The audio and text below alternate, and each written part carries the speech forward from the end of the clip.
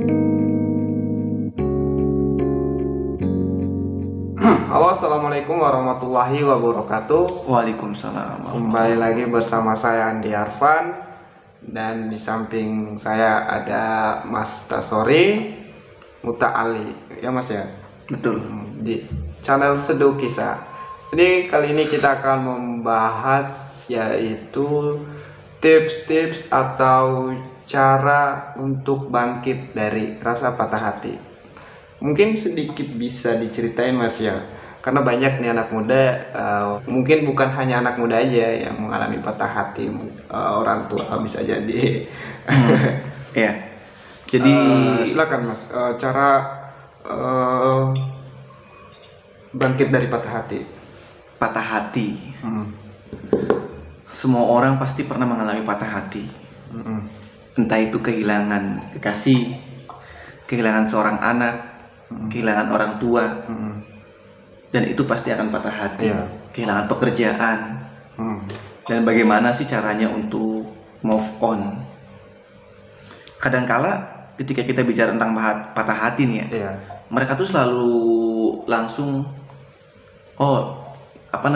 ngapain kamu patah hati? Iya. Kayak anak zaman now aja. Nggak bisa gitu. Nggak bisa gitu. Semua manusia itu punya hati, dan ya kita tuh bukan makhluk yang sempurna. Kadang terluka, kadang dikecewakan. Pasti ya pernah mengalami patah Ya, hati. pernah mengalami patah hati ya. Adapun cara untuk bangkit dari patah hati itu Seperti apa itu? banyak. Mungkin ini kan video singkat ya. Ya, video singkat aja ya. Ya. Mungkin contoh kasusnya itu ke perempuan ya. Lebih condong patah hati Iya. ke seorang kekasih mungkin ya. Iya, kasih. Jadi cara move on yang paling baik itu adalah kita mencari kesibukan lain. Mencari kesibukan Lain yang pertama. Jadi ketika kita move on dalam arti melupakan. Karena memori manusia itu sangat kuat. Benar. Dan kalaupun lupa itu akan terus teringat kembali. Jadi ketika kita mencoba untuk melupakan, malah akan susah melupakan. Semakin kita Mengingatnya, semakin kita berusaha melupakan, maka semakin terus mengingat gitu. Iya, malah Seperti itu, semakin Mas, ya? susah untuk Malah semakin melupakan. susah untuk melupakan. Iya, jadi mungkin salah satunya kita cari kesibukan lain Cari kesibukan yang bermanfaat. Terus kita harus mencari yang lebih baik. Ini sudah umum sekali ya. Ini sudah umum sekali dibahas sama mungkin kreator-kreator yang lain ya, Iya. youtuber yang lain. Nah, emang ini caranya ampuh sekali. Ampuh sekali. Jadi ketika kamu patah hati sama perempuan, udah kamu cari yang lain. Meskipun memang hati kamu menolak. Mohon maaf, boleh saya potong nggak Mas? Mencari yang lain itu seperti apa itu? Begini, cinta itu memang nggak bisa dipaksakan. Iya, cinta tidak bisa dipaksakan. Ketika kita mencintai seseorang dan kita disakiti sehingga akhirnya kita patah hati, terus kita untuk mencoba move on, ya udah kita cari yang lain meskipun hati kita nggak terbuka. Paham nggak? Paham. Ya, meskipun hati kita nggak terbuka, Tapi jatuhnya pelampiasan dong Mas, kalau misalnya enggak, kita ini berusaha enggak. untuk, misalnya saya Mas, mohon maaf saya potong nih. Saya diputusin sama seorang wanita lah misalnya, terus saya mencari seorang wanita lain untuk dijadikan sebagai pelampiasan. Apakah seperti itu? Untuk untuk bisa move on gitu. Kalau pelampiasan itu kesannya negatif. Kesannya negatif. Iya, pelampiasan itu kesannya negatif. Tapi di sini itu yang dimaksud adalah kita membuka diri dengan orang lain. Membuka hati lagi. Bukan membuka diri. Membuka diri ya. Karena membuka hati itu agak susah.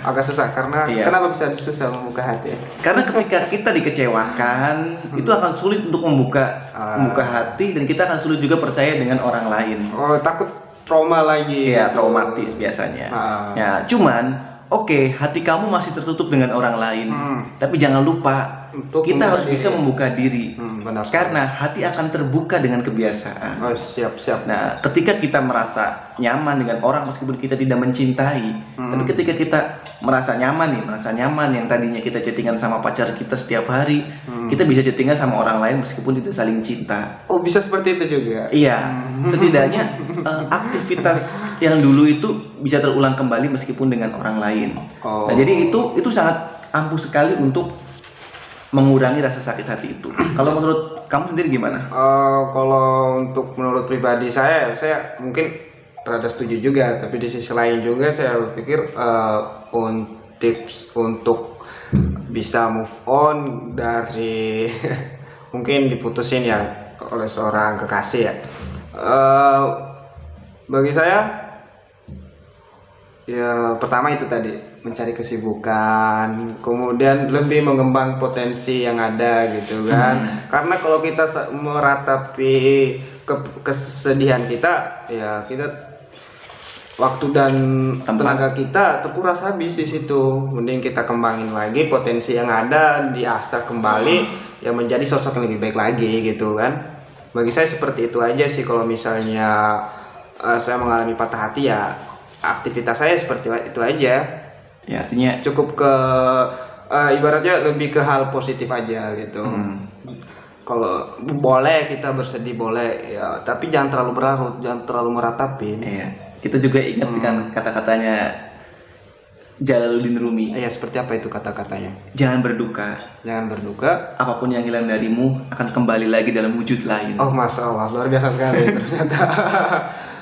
Oke, jadi pada kesimpulannya bahwa patah hati sesuatu hal yang wajar mas ya. Iya. Apalagi dikecewain oleh seorang kekasih gitu kan, atau diputusin lah.